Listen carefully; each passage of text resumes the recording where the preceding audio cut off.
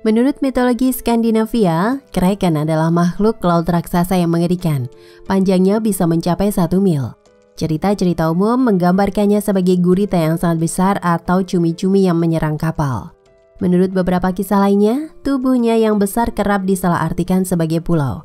Kraken pertama kali disebutkan dalam Orvar Odr, kisah Islandia abad ke-13 yang melibatkan 2 monster laut, Hafgufa kabut laut dan Lyngbakr punggung Hydr. Hafgufa diyakini sebagai referensi ke kraken. 1250, laporan lain tentang kraken didokumentasikan dalam karya ilmiah Norwegia Konungsuksia. Dikatakan bahwa mereka hanya ada 2 karena tidak dapat bereproduksi dan akan membutuhkan begitu banyak makanan sehingga tidak dapat bertahan hidup dalam waktu yang lama. Laporan itu selanjutnya menggambarkan kebiasaan makan kraken. Mengklaim bahwa ia akan menjebak ikan di sekitarnya dengan meregangkan lehernya melalui sendawa, melepaskan makanan dari mulutnya. Catatan lain menunjukkan bahwa binatang itu mengeluarkan aroma yang kuat dan aneh, atau mungkin kotoran ketika ingin makan.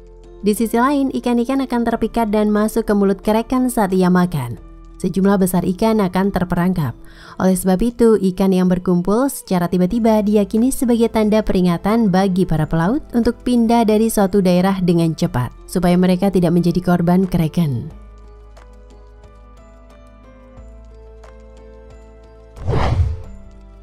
Kraken juga disebutkan dalam edisi pertama Systema Naturae 1735. Klasifikasi taksonomi organisme hidup oleh ahli botani, dokter, dan ahli zoologi Swedia, Carolus Linnaeus. Dia mengklasifikasikan kraken sebagai cephalopoda, menunjuk nama ilmiah Microcosmus marinus. Meskipun setiap penyebutan terhadap kraken dihilangkan dalam edisi-edisi selanjutnya dalam Systema Naturae. Linnaeus menggambarkan dalam karyanya yang belakang Fauna Sucia 1746 sebagai monster unik yang dikatakan mendiami lautan Norwegia, tetapi saya belum melihat binatang ini.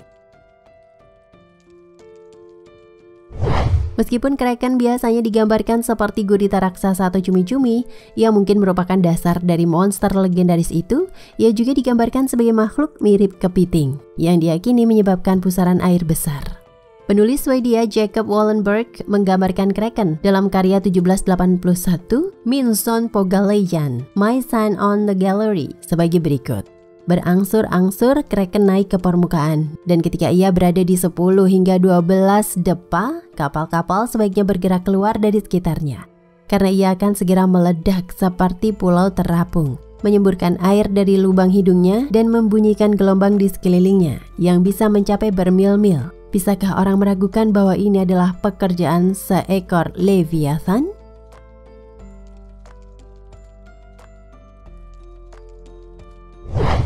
Kematian kraken dalam mitologi Yunani.